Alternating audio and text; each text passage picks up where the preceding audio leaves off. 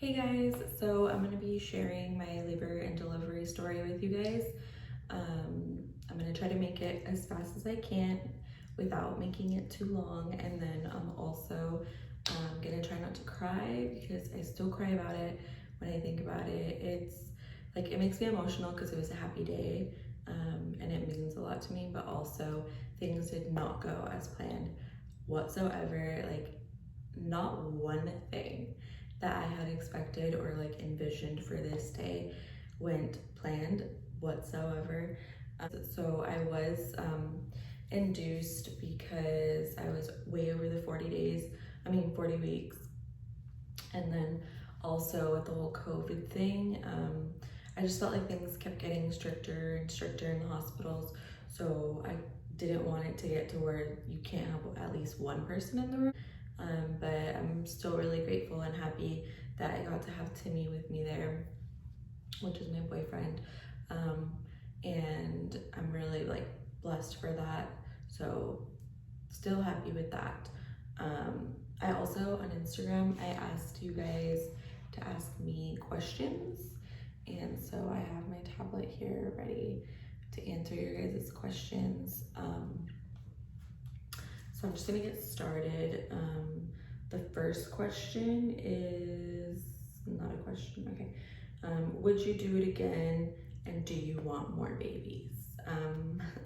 This is a tricky one because like even my boyfriend after was like, oh yeah, like, I still want more kids. And I'm like, dude, I'm so traumatized that I don't know. Like I say I don't know if I could do it again, but I probably would. It's just I'm super nervous about it, and it's gonna be like really hard because my doctor basically told me like be prepared to have a C-section with all of your kids going forward. Would I do it again? Yes, because it got me to my end point of meeting my baby, and that's how he came into the world. So yeah, I would do it again, but I don't know, like if I would want to have another C-section again. Like if it was up to me, I wouldn't want to have another C-section again, and I wouldn't recommend it. That's just how I feel about it. And do I want more babies? I do. It's just I wish it could be a different way, but we'll see. You never know. I do want at least one more to two more, maybe, like for sure one more, but my boyfriend wants like three more, so I don't know, we'll see. Next one was, why did you have a C-section? What it was like experiencing it? How was Tim with the blood, LOL. So why did I have a C-section? I had one because I had already been in labor for over 24 hours, and not exactly labor, like active labor, but I had been induced over 24 hours already. Like the induction process started 28 hours before that, I think. Like 29 hours before we finally decided. And also, so there's a few things. It took more than 24 hours and no progress was being made towards the end. Also, because of my water already being broken and me being group B strep positive, the amniotic fluid was giving me an infection and the baby an infection. So I started to get a fever and really tired. I was just so like done already that like I didn't even know if I could push at this point. And then also the baby started to show that he was in distress.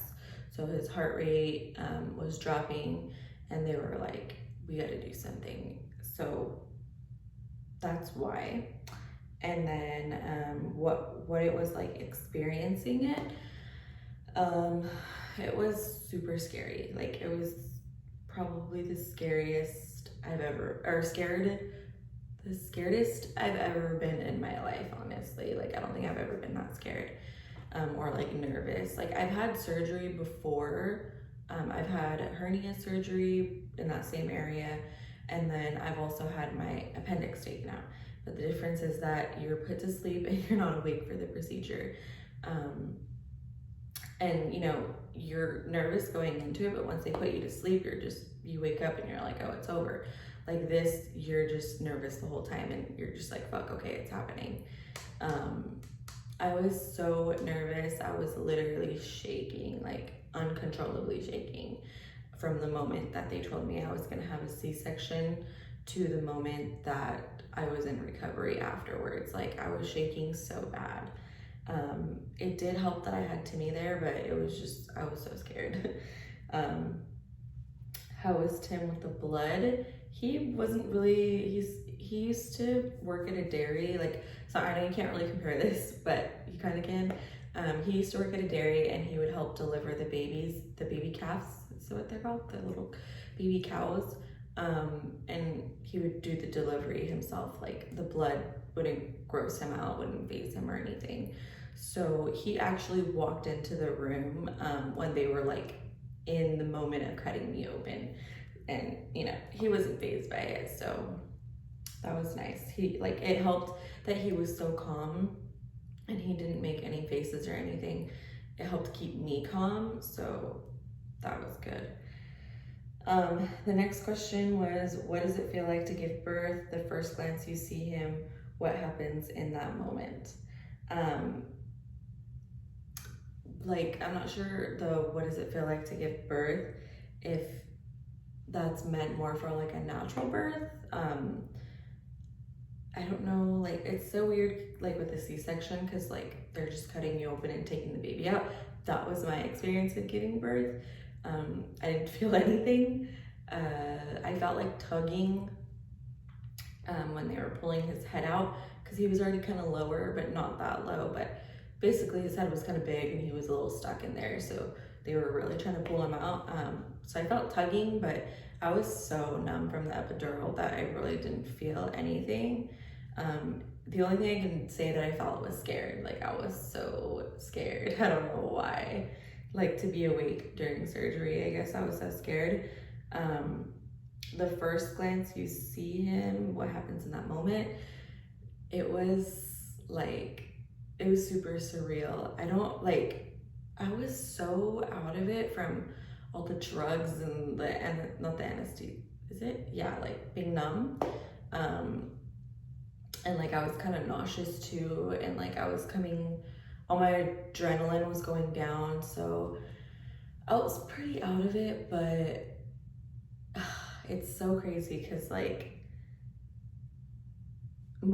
usually when someone has a C-section, they take the baby out of you, and so there's like this curtain in front of you blocking your view from me and my boyfriend from seeing the actual surgery. But typically they pull the baby out and they bring it around the curtain, and you and the spouse see the baby, and maybe you get to do skin to skin. But my situation was different even in that part.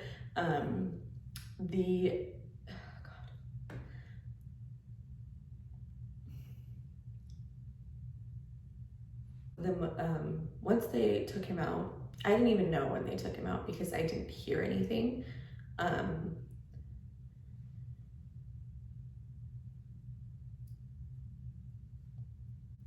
So the moment that they took him out, he did not cry.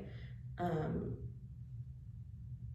it was weird. Like it was just somehow I just knew like something was wrong.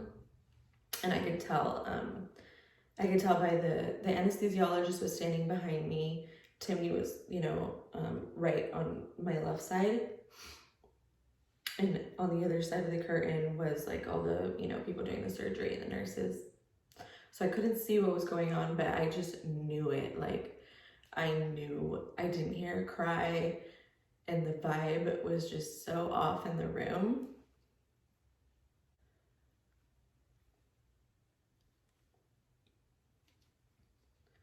Like I could just feel it. It was so off in the room.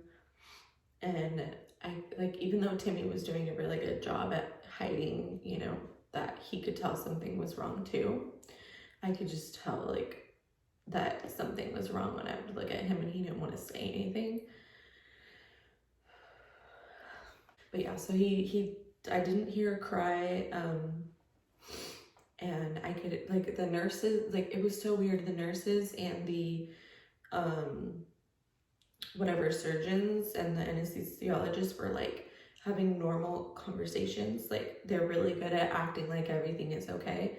And they don't really talk about it except like in their own like codes. I don't know what they were talking about, but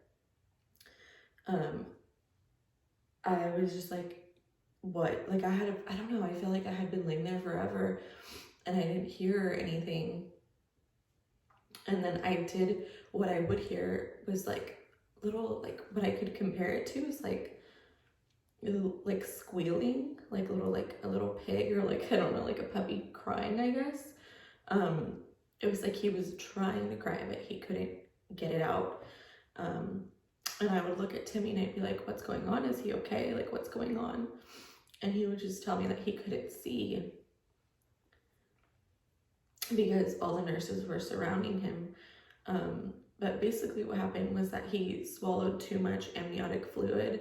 So because that fluid was still in his lungs, he couldn't actually, do that cry sound. I don't understand it all that much to like explain it that well, but that's basically what happened. So he never cried while I was in there.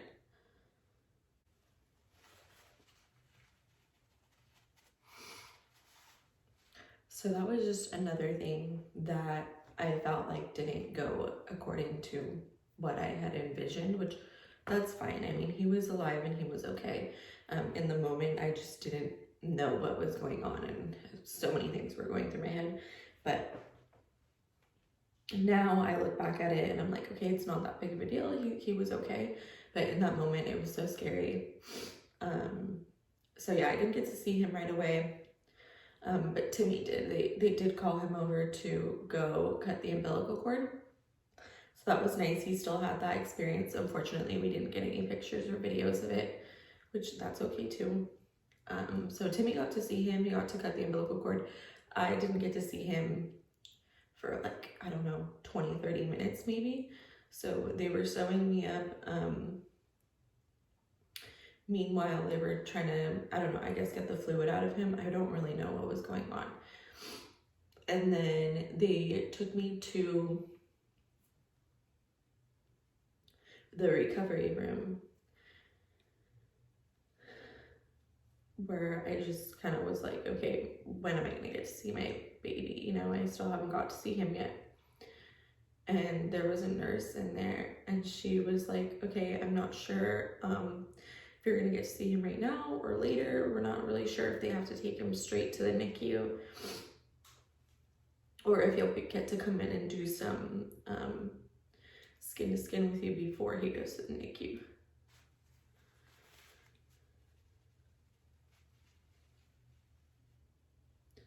So that was kind of how I found out that I knew that, and they were just giving me like a bunch of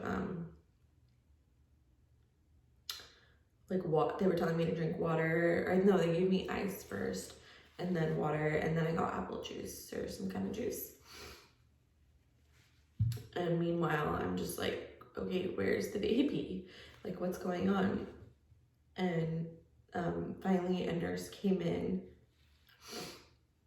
and she was like, okay, like you're gonna get to do some skin to skin with your baby really quick because we feel like that's really important. And then after that, he is gonna go to the NICU. So they came in and at least gave me good news that I would get to see him because I'm still like, what the hell? I haven't got to see my baby yet. So they brought him in on the little like bed thing, like little whatever. And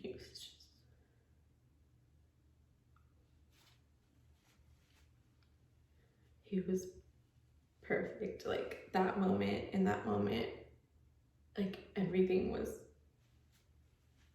everything, and I forgot about anything bad.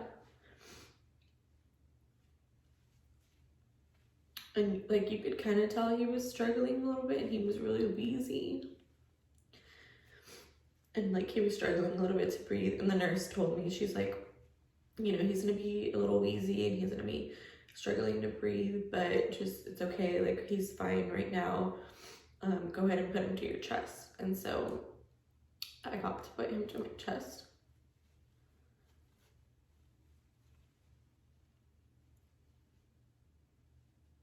And it was perfect. That's all I can say. So the next question was, what were your biggest fears during labor and going into your C-section?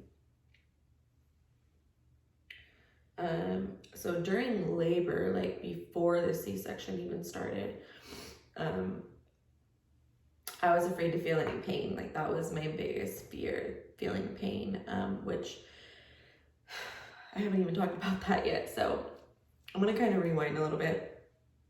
But I checked into the hospital at like 6 p.m. On a Sunday. Yeah, on a Sunday.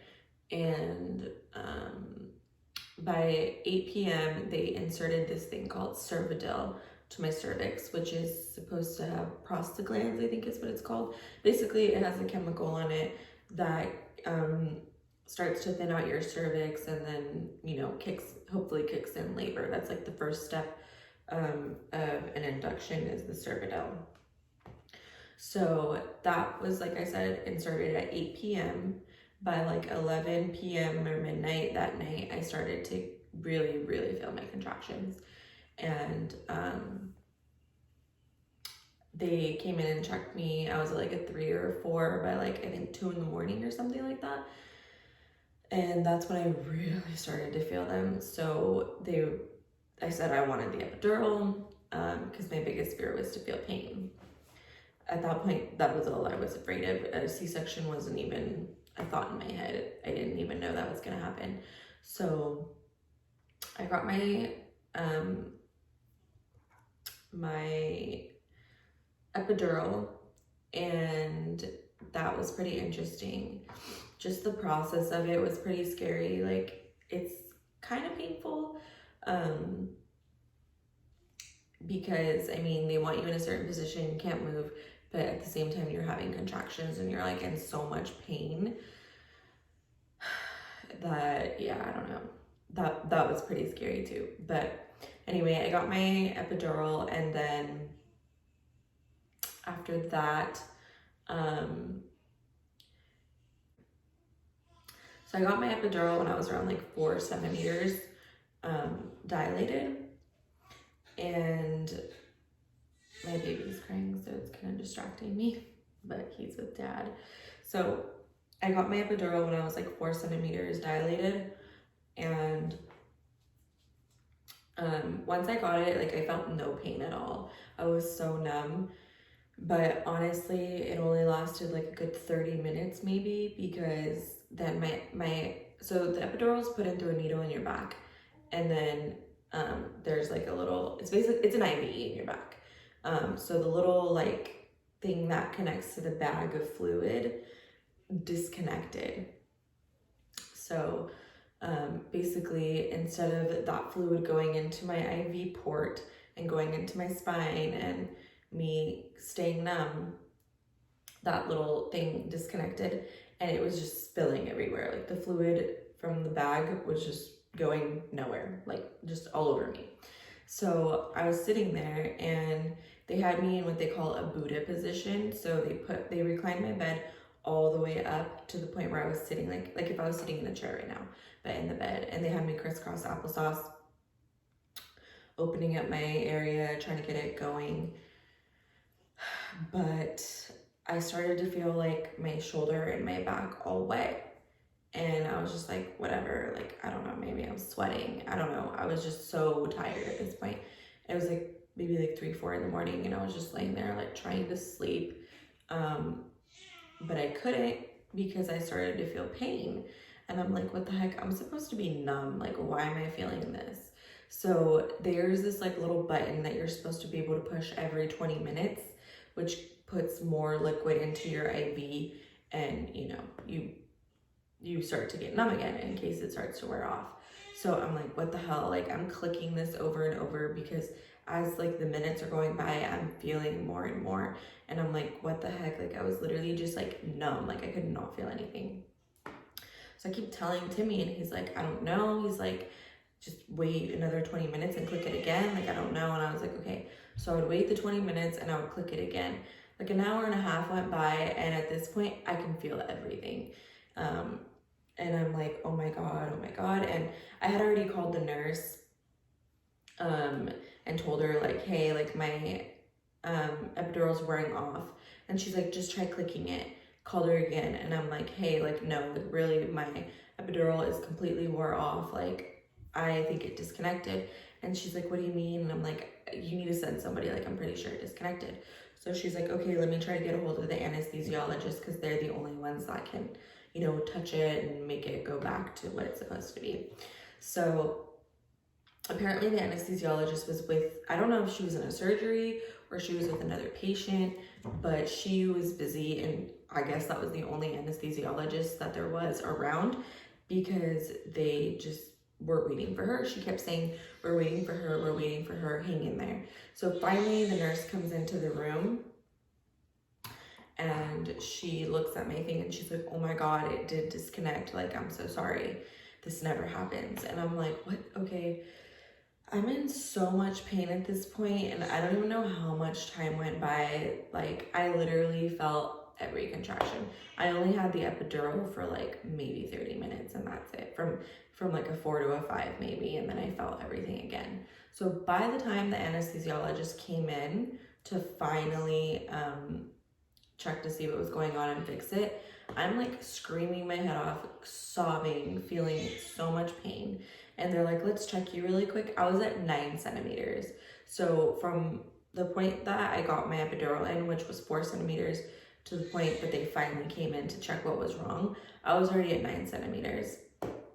So they put it back, which I kind of feel like maybe I shouldn't have, but at this point, like, it was like, whatever. So they fixed it, and I started to feel numb again. I was like, thank God.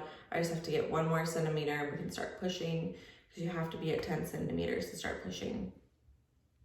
So I was stuck at a 9 from like, I don't know, hours, like 6 hours maybe. I was stuck at 9 centimeters and I never made it to 10. And also the baby's head was not dropping as low as they wanted him to be. So I never really got the chance to push. We did a few practice pushes, is what they call them, when I was at a 9 to see if that would help anything, but it never helped anything. I would push and she would put her hand up in there to see if like she could feel the baby coming lower, and just, it was not happening. So that was that, and that was when we decided that I needed to get the epidural. So sorry that I said the story backwards kind of, but okay. So next question was, how are you doing, and how's your postpartum experience going, considering we're in the middle of a pandemic? So how are you, and you know, how's your postpartum? I'm gonna kind of like combine those. Right now, I'm doing great. I feel like my recovery has been pretty good. And like, as far as my postpartum experience, the first week is definitely the hardest, at least in my experience with the C-section. The first week was super hard. I mean, you just had a major abdominal surgery, so you have to recover from that, and you know, it's hard, it's painful. They want you to try to stand up and like walk, at least, like not really walk a lot, but just get up and move and go to the restroom after they take out your catheter, because the first couple hours you're peeing in a catheter, and then once your anesthesia wears off, they take it off and they want you to get up and go to the bathroom by yourself, which is typically, I think, within like 6 to 8 hours. I think it took me like 12 hours to be able to get up. We tried at the 6-hour mark, the nurse, but it just didn't go very well. I was not feeling well at all. I was super nauseous. I was super dizzy. So it was really hard for me to get up I almost passed out, so that's when they were like, no, let's give you some more time. So finally at the 12-hour mark, I was able to get up, and I think I was just dehydrated because once I drank a lot of water, that's when I was able to finally get up and like go to the restroom and everything.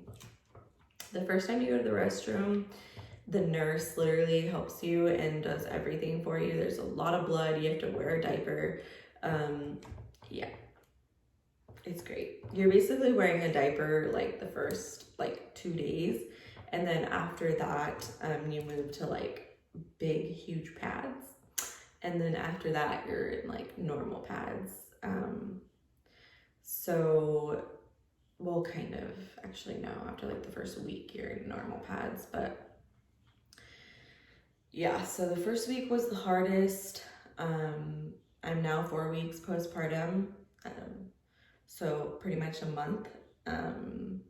The scar is still pretty tender, kind of sore. If I have to get up from the bed, that's kind of hard. Bending down is hard. Anything that like uses those muscles around there is hard. Still, I mean, it's an 8-week recovery for a reason, and even after the 8 weeks, I'm told it's still really hard because although the scar on the outside looks not that bad and you know there's no stitches on the outside, it's internally. You have to heal internally on your abdominal wall, and the stitches have to fall off and dissolve. And then also your uterus has another cut that has to heal as well. So the inside is what takes forever to heal. But yeah, it was pretty tough in the beginning.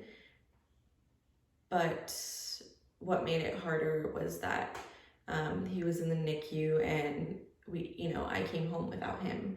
So I had to suck it up and walk and go see him and breastfeed every 2 hours. Sorry, not breastfeed, pump every 2 hours, and make the effort to just go to the NICU even though I wasn't feeling well. And because of COVID, only one person was allowed in the NICU at a time, or one parent. So it's not like Timmy could take me. I had to go by myself, which was another thing that was really hard. I wanted to be in the NICU as much as I could, but there was only so much I could handle, like after a few hours. So yeah, recovery I think was hard, but even harder because he was in the NICU. And coming home without him was extremely hard. Like that was one of the hardest things about it. Yeah, that was really tough. But also like having to pump and then wake up, Timmy had to drive me and drop me off there because I couldn't drive yet. And being in the NICU for hours, like by myself, it was hard. So when he finally came home, that was a lot easier on me, even though I was still recovering. It was like I had him there. I didn't have to, pump as much, and it was just so much easier. So that's my postpartum experience. But it's a lot better now, and I'm doing well, I would say. So the part that says considering we're in the middle of a pandemic, I mean, that does make recovery, I guess, a little bit harder because like it's just not the same, you don't have your family around the way you would like to. People can't just come over the way you would like to. But luckily, my mom did help me a lot, so that made it, my mom and my dad, but mostly my mom, that made it a lot easier. And also I was very blessed that Timmy was really great help to me, and he was there for everything that I needed. I really was really lucky with that. So the whole pandemic thing, I mean, yeah, it's hard, but my mom was very careful and stopped working before I went into labor, so that she wasn't exposing herself to the virus. And she was very hygienic about everything. She wore a robe that she put on the second she walked through our door. She came over and sanitized our whole house. She wore gloves, she wore a mask. So yeah, I was lucky with even though there was a pandemic, I still had good help from my mom and my boyfriend and my dad. Another question is, what did you feel during the C-section and how's recovery going? I kind of already talked about that. And then how long were you in labor for? Active labor, I would say from like midnight to like the next day at 10 p.m. So 20 hours, I guess. I don't know. Hours. More than a day for sure. About a day. How did you keep calm waiting to deliver? Timmy helped me a lot. He's one of those people that is like so like nonchalant about everything. Like he's so chill and like he doesn't let things affect him. So honestly, I think what helped keep me calm was him. Obviously, if he was like freaking out, I would be freaking out too because I was like freaking out on the inside. But I mean, also what helped keep me calm was my baby. I just kept telling myself like, okay, this is gonna get me to the end point, which is I just want to see my baby. So my boyfriend and my state of mind helped keep me calm. What kind of pain is it like day 3 after leg day? There's no pain to compare. I don't know. Leg day is nothing compared to it. Like there's really nothing I can say to compare to contractions. Like it's a pain of its own and it's terrible. How was your experience in the hospital during this pandemic? Did they make you wear a mask at all times? So I was in the hospital for 4 days. Progressively, things were getting like more and more stricter. Even up until the point that my son was in the NICU because I was still going to the hospital every single day, even after I was released. So the experience in the hospital, the first like 2-3 days, I mean, other than the fact that you can't have anyone visit you at all, like I always pictured I would have my mom, my sister, and whoever wanted to visit could visit, like normal experiences when people have a baby. But that was obviously a difference. I didn't get to have anyone visit me. At least I had Timmy. But by the 2nd or 3rd day I was there, I think, all the staff had to wear a mask. We as patients didn't, or Timmy as my visitor didn't, but the staff did have to wear a mask at all times. And I just woke up one morning and the nurse was wearing a mask and I was kind of like, whoa. And she was like, oh, don't panic. Like we just had a meeting this morning and all the staff has to wear a mask going forward, but you guys don't because you know you're fine. And I was like, okay. So from that day on, every single nurse, every single staff member that you saw in the hospital was wearing a mask, except the NICU nurses, which I thought was interesting. But the NICU nurses were not wearing masks, only the ones outside of the NICU. So that's that. Yeah, so that's all the questions, which basically I told the whole story with the questions. But it was just I felt nothing went as I planned. I had to get induced, so I didn't go into labor naturally. I didn't go into labor naturally. I had a C-section. So I wanted to have a vaginal birth. I wanted to have that whole experience. That obviously didn't happen. And I didn't get to hear my baby cry when he came out. I didn't get to see him as soon as he came out.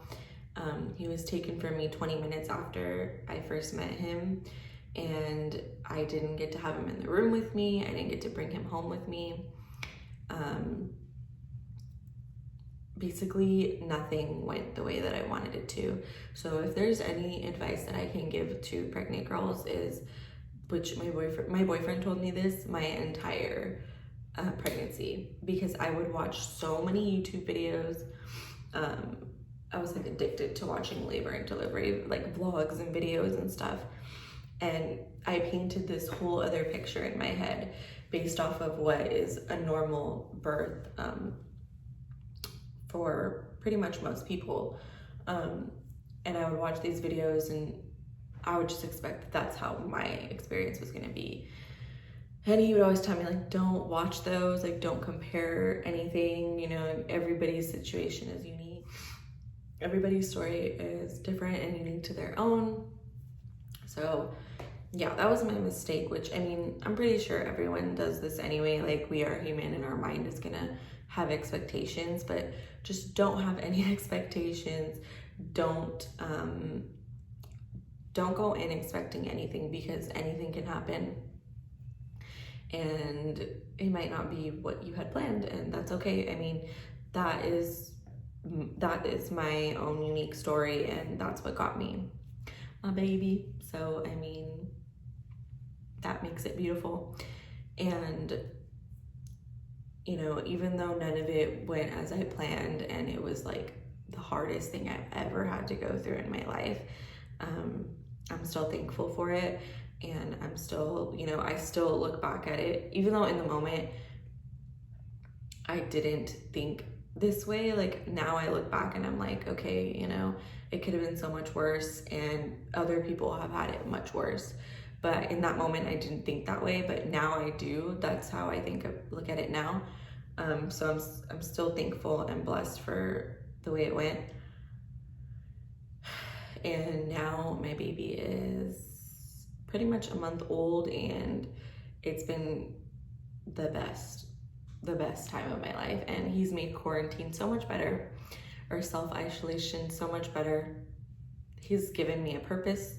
I feel like I have a purpose in life now, and I always knew I wanted to be a mom, but like, I just never knew how rewarding it can feel. And then breastfeeding is a whole other thing. If you guys have any questions about breastfeeding, I feel like I pretty much have got it down now after 4 weeks. You know, feel free to ask me anything about that. I could do a video all on breastfeeding if you guys want.